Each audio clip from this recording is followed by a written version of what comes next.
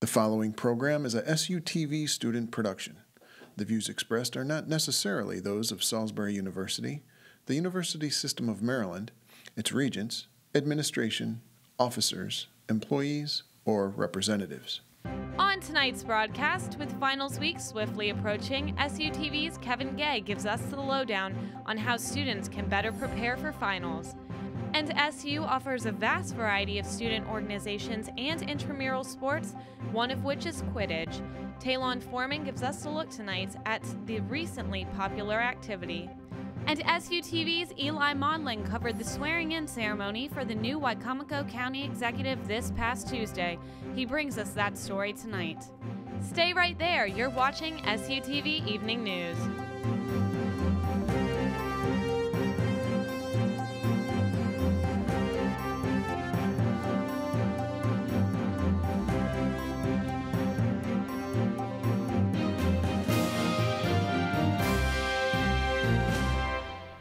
Good evening and welcome to SUTV Evening News for this December 3rd, 2014 for our final fall semester broadcast. I'm Sarah Wood.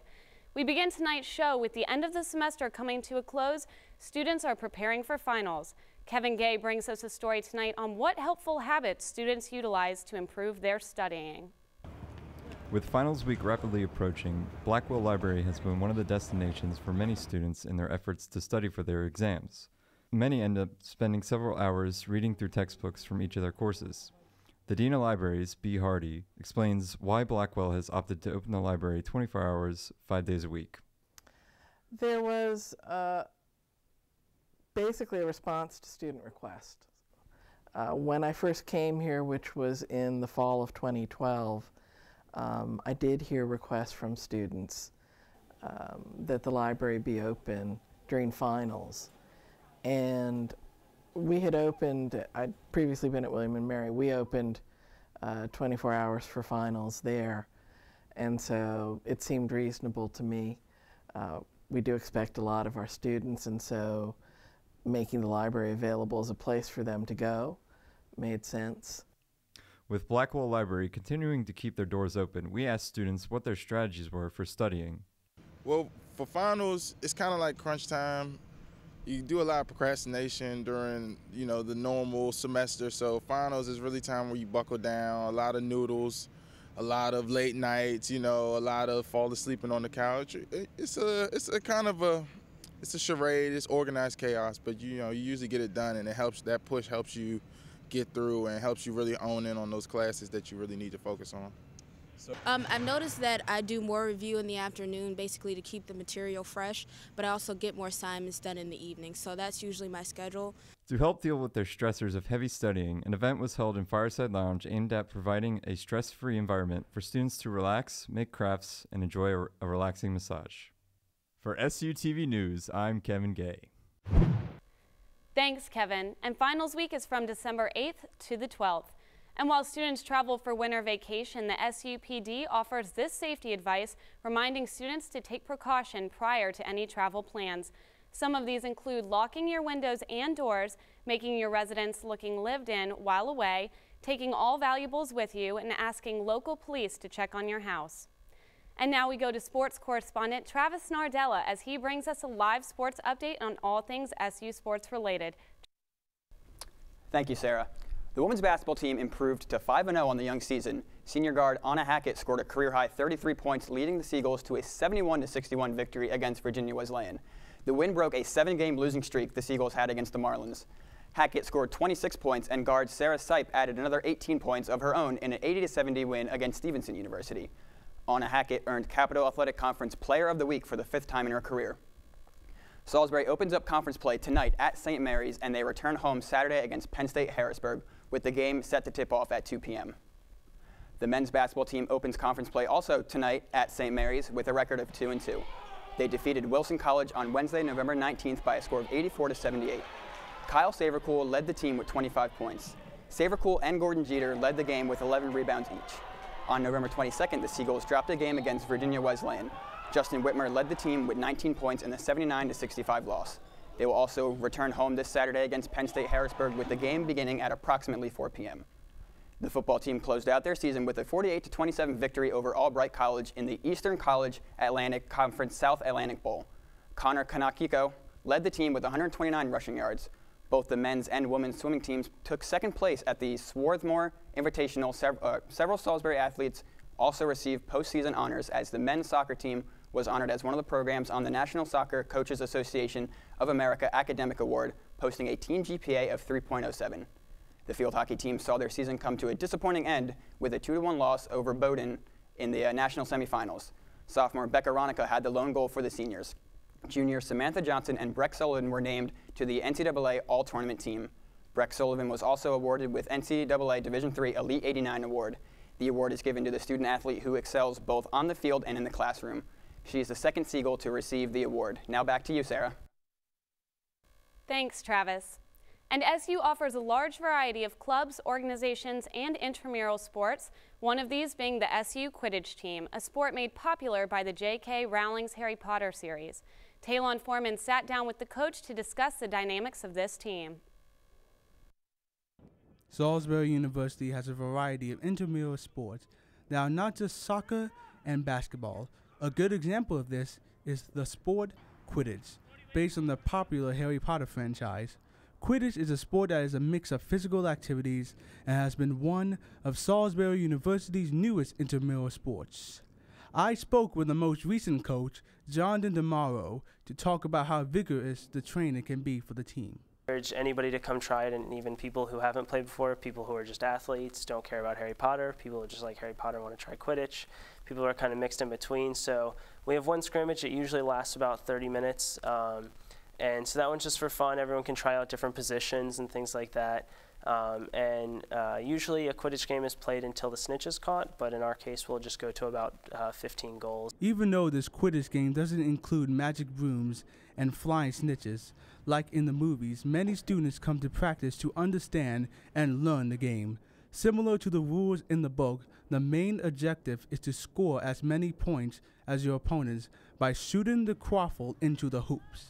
And then next year, the team plans on doing a lot of fundraising and attending even more tournaments than ever, probably between 3 and 5 tournaments, and maybe another home tournament next semester. Since it goes all year round, we're always playing. Possibly in the upcoming year, we'll actually be official members of the USQ. So we need to be doing lots of fundraising this year in order to raise funds for next year. Practices are held in the field in front of Holloway Hall on Fridays from 3 to 5 p.m. This is Talon Foreman reporting. Thanks, Talon. And SU is doing a variety of fundraisers in order to give back to the Salisbury community, like the Tournament of Trees hosted by GUC until December 10th. This gives SU organizations a chance to decorate a 3-foot pre-lit Christmas tree for a chance to win prizes. They are then displayed in Fireside Lounge, and prizes are rewarded to the top 3 and then are given to local charities. Another fundraiser supported here at SU is the Animal Supply Drive, where students can be a hero for homeless animals by donating dog and cat food, as well as other needed items. Collection boxes can be found near the library's circulation desk through Wednesday, December 10th. For other ways to get involved during the holiday season, a list can be found on the university website as SU volunteers for the holidays. Now we go to Taylor Rogers live for Today in History segment, where he will highlight historical events from the month of December that may have shaped students' lives today. Taylor? Thanks, Sarah. As we do every week, let's take a look back into the history that's gotten us here today. This day in 1776, during Revolutionary War, General George Washington would lead the Continental Army across the Delaware River to Pennsylvania. The move was to transport all military equipment and baggage where they would be out of British capture. He also ordered the destruction of all boats along the river so Britain could not pursue the army. Washington would be commended for this decision and later declared President of the United States of America. Speaking of Delaware, this Sunday, December 7th, marks the 227th anniversary of Delaware ratifying the Constitution, making them the first state in the United States. The vote was unanimous, and this ratification meant that all states would be willing to draft the document and unite together. And now for some SU history. This month in 1966, buildings like Holloway Hall, Carruthers Campus School, Tall's Gym, Memorial Student Unit, Wicomico, Minokan, and Wicomico Halls would be christened. The academic buildings were decided to be named after past presidents and the dorms after rivers on the eastern shore. In December of 1937, the college assisted in the dedication of WSAL, Salisbury's first radio station. At the dedication, there was a live broadcast across the lower shore of the Glee Club singing The Good Old Eastern Shore. By 1939, the Faculty Radio Committee was formed and it planned a series of college broadcasts that would be given by faculty and students. The President Blackwell opened the year's broadcast with a speech on the interrelationship of State Teachers College and Salisbury. The radio station was a great way for Blackwell to raise the college's profile, which later in that year yielded a jump in enrollment. That's all I have for the history for the month of December. Now back to you, Sarah. Thanks, Taylor. And next Wednesday, December 10th, the Shore Transit and Tri-County Council of the Lower Eastern Shore will be hosting a fundraiser at Texas Roadhouse where 10% of the proceeds will be donated to the Free Rides for Veterans Fund. This fund hopes to provide free transportation for the veterans on the Shore Transit's fixed routes. And around approximately this time last month, elections were taking place and SUTV brought you the coverage. And Eli Maudlin was there Tuesday to see the newly elected Wicomico County Executive be sworn in. On Tuesday, Bob Culver was sworn in as the new Wicomico County Executive. The businessman and former county councilman says that he has a number of ideas to improve the county, but there are certain actions that he plans to take immediately.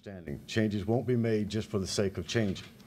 The next few weeks will be spent conducting assessments of the departments, reviewing the policies and procedures, and seeking from managers and employees what we want to know in the good, the bad, and the ugly of Wicomico County. Part of our first changes will be regarding, I guess we would say, to take home some of the perks that many county employees have enjoyed for a while. But we'll be pulling in our take-home cars, trying to save fuel costs, trying to save any overhead that we can. And Governor-elect Larry Hogan traveled to Wicomico County for the swearing-in. We've just elected a lot of new county executives. I'm trying to get out to as many of them as I can around the state, but particularly I wanted to make sure to come here.